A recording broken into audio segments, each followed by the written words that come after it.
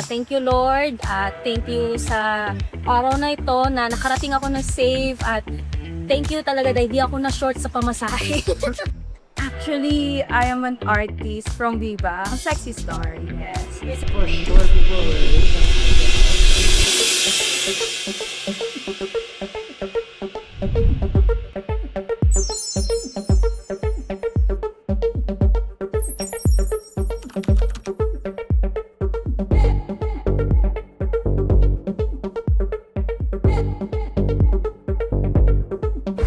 This is Reyna's Up Close, your backstage access sa lahat ng mga kaganapan at drama sa likod ng kamera.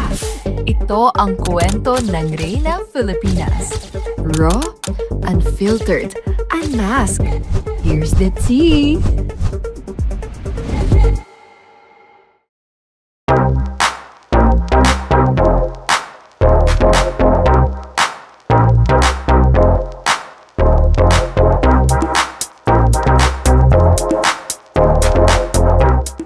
Thank you Lord at thank you sa araw na ito na nakarating ako na safe at thank you talaga dahil di ako na short sa pamasahe. Mabuhay everyone! I'm Cheryl Velas and I'm from Mandaluyong City, Philippines. Una-una sa lahat, hindi ko ikakahiya kung ano yung trabaho na meron ako. Isa po akong car washer sa isang car wash company.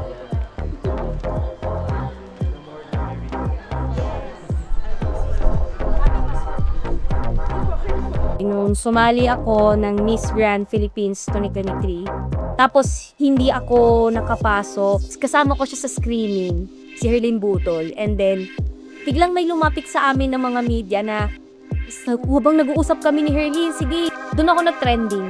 At doon nakita ni Jojo Bragais kung sino ako. May nagme-message sa akin sa Instagram, nagsisend sa akin ng mga screenshot na gusto ako ma-meet ni Jojo Bragais noon. E di ayun na nga, di na ako nagdalawang isip na pumunta ako dito sa Bragais flagship store and ayun na, binigyan niya ako ng sapatos. First Bragais ko, yung 6.5 inches. Goal ko kasi is yung manalo sa Beauty Catcher. Gusto ko maibahagi sa kanila yung aking voice. Voice for my future. Especially my advocacy is mental health awareness and cancer awareness. Namatay kasi yung mother mo sa Katsek. Dapat nga magpapagupit sana ako noon eh.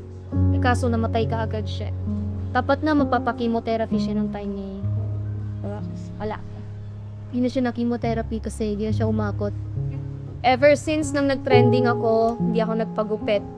Alam mo kung bakit? Kasi bala ko sana kapag mas sobrang humaba na tong buhok ko, gusto ko gawing siyang wig at i-donate sa mga may cats. Yun yung isa sa goal. Para naman kahit papaano, meron ako maitutulong sa mga may cats. Okay, so ngayon katabi ko ang dalawa sa Pride of the Philippines. So sa tingin mo, ano ang meron ka that will make you win as the very first Reyna ng Filipinas Grand International? Naniniwala po ako sa sarili kong kakayahan. I am beautifully extraordinary. Yun ay totoong meron ako. Talented, and higit sa lahat ay bongga. Maganda. Reyna Filipinas.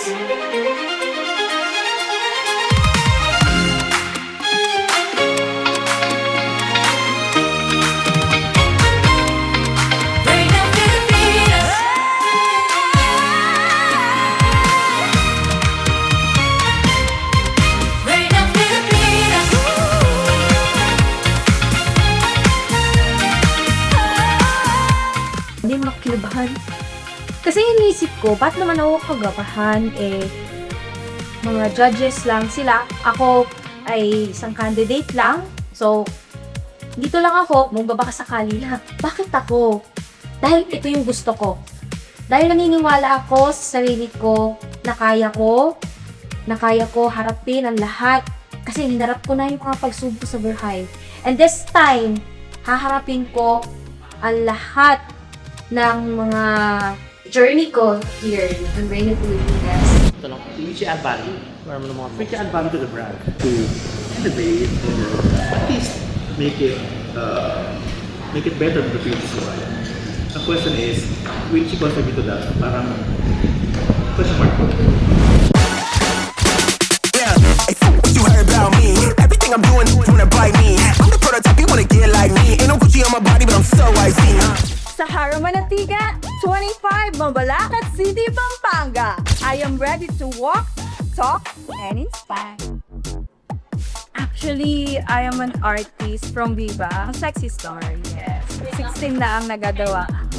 Madami-dami na since 2023. Since madaming press contact na atenalik, medyo nahahasa na ako kahit papano. Kaya hindi ako sumasali dati sa mga beauty pageant kasi nga, natatakot ako. Marami kasing misconception sa mga sexy stars and gusto kong maging dahilan nila na para luminis-linis na maging kumbaga yung pangalan ng BMX and gusto kong malaman ng tao na hindi lang kumbaga paghuhubad ang kaya ng mga BMX at tao din po kami.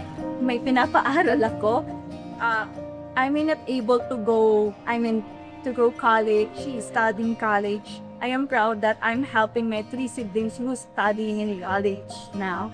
3 sila and proud ako na makakapagtapos na yung isa this year, so 2 na lang. Yeah. Hello, I saw from your application form that you're an actor. You want to share more about this? Any film series? Yes, actor ako, pero hindi lang basta actor, sexy actor, BMX actor. Sexy star, yes. Sahara Bernales ang screen name ko as a sexy star. And madami kasing misconception about being sexy star. And gusto kong ipakilala kung sino si Sahara Manatiga. Na tao din kami and may purpose kami sa mundo. Yan po. Pero don't you think it's more empowering to actually embrace Sarah Bernales? Kasi sa akin, I don't find anything wrong with that. I love you. I love that you actually indicated it here kasi it shows ownership to that. Honesty. And honesty. Rather than avoiding it, why don't you just embrace it? Because who says that sexy stars can be beauty queens, right? Kasi si Sahara Manatiga, siya yung bata noon na pinanganak. And sa loob ni Sahara Bernales, yun si Sahara Manatiga. So, aside from Sahara Bernales, may Sahara Manatiga sa loob neto. And yun yung gusto ko rin ipakita sa mundo. And I embrace Sahara Bernales, hindi ko siya kinakahiya. Gusto ko lang mas makilala nila si Sahara. Na hindi ko lang alam gaano ka-intense yung ginagawa niya kasi pwede rin talagang matag yun to ni Rakis. But we have to weigh in how intense and also I think we have to double check with lesbians siguro with background it's may clash with the requirement. So I think ang question is how sex is sexy. Yeah, how sexy the limit. Feeling ko dapat mood na kung gaano ka-sex. Kasi the thing is, mas malaki ang maiaambag ng kwento niya rather than in the top. The fact that she's gonna be here and people will raise an eyebrow for having her in. But, this is a space that eventually included trans women. Why are we posing line to those who actually wanted to own their bodies? Ano ba nangyari sa inclusivity? Paurong-sulong ba tayo? Bakit naman? Oo, dapat sabi natin, inclusive tayo. So in 2026, what do we do? That's what they change the public would wait for us. And kung meron tayong ganitong discussion among us judges and some of our very good friends sa industry, I think this will be also discussion in pag pinapublicize. It opens up discussions And it will move a needle, definitely. Move a needle yan for sure. So, tingnan natin. I can see, yes. Gusto kong ipakita sa mga tao na hindi yun talaga yung ginagawa namin sa totoong buhay, yung mga films namin. Kundi meron din kaming, babae din kami, tao din kami, at may purpose kami sa life. Yes, I'm sexy actress, but I have a purpose in life. And one of that purpose is to inspire people.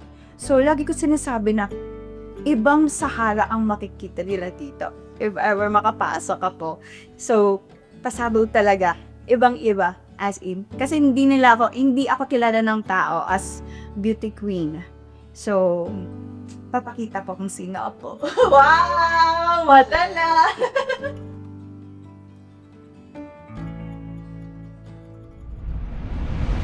So, on a scale of 1 out of 10, how confident are you na makapasok ka sa college? Siguro 8. Because I ate. Aside from Miss International Queen Philippines title and aside from Miss Q&A title, one of my title is Miss Understood.